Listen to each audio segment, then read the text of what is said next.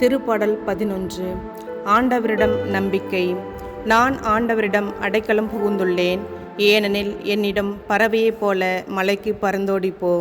ஏனெனில் இதோ பார், பொல்லார் வில்லை வளைக்கின்றனர், நாணில் அம்பு தொடுக்கின்றனர், நேரிய உள்ளத்தார் மீது இருளில் அம்பு எய்ய பார்க்கின்றனர்.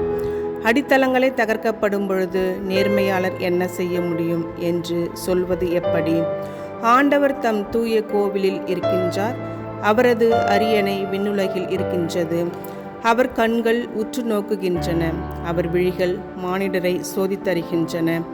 ஆண்டவர் நேர்மையாளரையும் பொல்லாரையும் சோதித்தருகின்றார். வன்முறையில் நாட்டங்கொள்வோரை அவர் வெறுக்கின்றார். அவர் பொல்லார் மீது கரி நெருப்பும் கந்தகமும் சொரியும்படி செய்கின்றார். பொசுக்கும் தீக்காற்றே அவர்கள் குடிக்கும் பானமாகும். ஏனெனில் நீதியுள்ள ஆண்டவர் நேரிய செயல்களை விரும்புகின்றார்.